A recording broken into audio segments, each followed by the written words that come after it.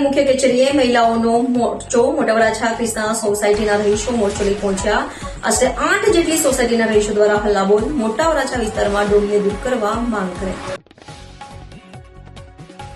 8 જેટલી સોસાયટીના રહીશો દ્વારા હલ્લાબોલ મોટા વરાછા વિસ્તારમાં ડોમને દૂર કરવા માંગ કરાઈ.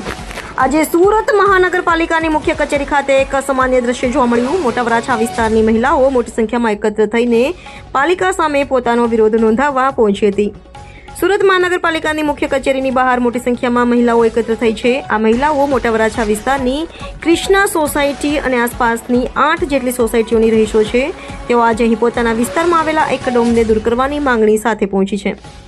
મહિલાઓનું કહેવું છે કે આ ડોમના કારણે તેમને અને તેમના બાળકોને ઘણી તકલીફોનો સામનો કરવો પડી રહ્યો છે. તેઓએ આ અંગે અગાઉ પણ પાલિકામાં રજૂઆત કરી હતી, પરંતુ તેમની વાત સાંભળવામાં આવી નથી, જેના કારણે આજે તેઓ મોટી સંખ્યામાં અહીં મોરચો લઈને આવ્યા છે અને હલ્લાબોલ કરી રહ્યા છે.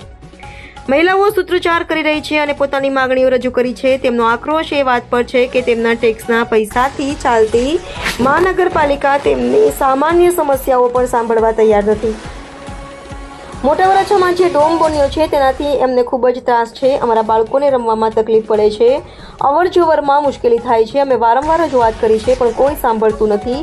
જ્યારે તેમણે પાલિકાના મુખ્ય ગેટમાં પ્રવેશવાનો પ્રયાસ કર્યો ત્યારે સિક્યુરિટી ગાર્ડે દરવાજો બંધ કરી દીધો હતો, જેના કારણે મહિલાઓમાં ભારે રોષ જોવા મળ્યો છે અને તેમણે ગેટની બહાર જ બેસીને પોતાનો વિરોધ દર્શાવ્યો.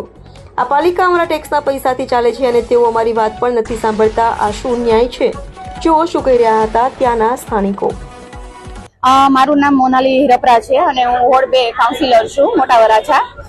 મારા વિસ્તારમાં ઘણા સમયથી જે સરકારી જગ્યાઓ છે, એસએમસીના જે પ્લોટો પડ્યા છે, ત્યાં ગેરકાયદેસર જે ટેમ્પરરી સ્ટ્રક્ચરો ઊભા થયા છે અને એમાં જે અસામાજિક તત્વો કહીએ કે અસામાજિક ધંધાઓ કહીએ, ગેરેજ છે, ડ્રગ્સ છે, દારૂ છે, એના જે વેચાણો થાય છે અને આજુબાજુમાં જે રહેવાસી રેસિડેન્સી એરિયામાં જે આ ડોમો ઊભા થયા છે, જે લોકો માટે પણ ખરેખર જોખમી છે અને અત્યારની જે યુવા પેઢીને જે ડ્રગ્સની લત લગાડે છે એ પણ ગેરકાયદેસર ડોમનો જે મેયર દ્વારા અને સ્થાયી સમિતિ દ્વારા જે પરમિશનો આપવામાં આવે છે એ ખરેખર ગેરકાયદેસર છે અને લોકો આ બાબતે ઘણી વખત રજૂઆતો કરી છે, લેખિતમાં લેટર પેડો આપ્યા છે, છતાં પણ મેયર આ બાબતે કમિશનર કે મેયરનું પેટનું પાણી નથી હલતું અને હજુ પણ જો આવી ડોમમાં આગ લાગવાની ઘટનાઓ બને, અત્યારે જે ડોમો ઊભા થયા છે તેમાં પણ ક્યાંય ફાયર સેફટીની સુવિધાઓ નથી કે ક્યાંય ફાયર સેફટીની એનઓસી નથી, છતાં પણ આ ગેરકાયદેસર ડોમો જે ઊભા થાય છે. જ્યારે પણ કઈ જગ્યા પર આગ લાગે ત્યારે આપણે એસએમસી દોડતી થાય છે એનઓસી લેવા માટે, પણ જ્યારે આ પરમિશનો આપે ત્યારે એસએમસી એ બાબતે કેમ નથી જોતી કે એનઓસી આપી છે કે નહીં ફાયરની. એટલે આ બાબતને લઈને આ લોકોનો વિરોધ છે કે આ ટેમ્પરરી સ્ટ્રક્ચર ખરેખર હટાવવું જોઈએ અને જે પ્લોટો લોકોની સુવિધા માટે છે,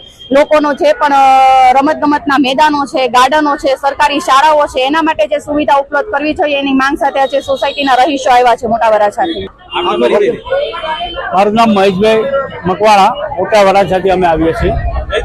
અમારી મુખ્ય રજૂઆત એ છે કે મોટા વરાછાની અંદર ટીપી 24 એના ફાઇનલ એપી નંબર 167 નંબર કે જે કોર્પોરેશને પબ્લિકના હેતુ માટે મૂકેલો છે. હવે આજે આ કોર્પોરેશને એના મળતિયાઓને મળી અને એ લોકોએ ભાડે આપી દીધો. ભાડે આપવામાં અમને કોઈ વિરોધ નથી, પણ ત્યાં અસામાજિક તત્વોનો જે અડ્ડો બની રહ્યો છે જે અમારી પ્રજા માટે હાનિકારક છે. અમે એનો વિરોધ કરવા આવ્યા છીએ, રજૂઆત કરવા આવ્યા છીએ. આજે અહીંયા તમે આપ જોઈ શકો છો અહીંયા ગેટ બંધ કરી દીધો, અમને એન્ટ્રી આપતા નથી. અમે નથી કોઈ ઝઘડો કરવા આવ્યા કે નથી કોઈ ઇસ્યુ કરવા આવ્યા, અમે માત્ર અમારી એક રજૂઆત કરવા આવ્યા છીએ કે સાહેબ તમે આ અસામાજિક તત્વને અહીંયા અડ્ડો અટકાવો. આટલી અમારી રજૂઆત છે. લોકોના એટલે અમે જ છૂટેલા, અમારા પ્રતિનિધિ છે, અમે જ છૂટેલા, અમે જેમાં મહેનત કરીએ છીએ, છૂટાવવા માટે અમે રાતનેથી મહેનત કરી છે. આજે અમે પહેલી વાર પ્રશ્ન લઈને અહીંયા આવ્યા છીએ તો અમારો પ્રશ્ન સાંભળવા એ તૈયાર નથી.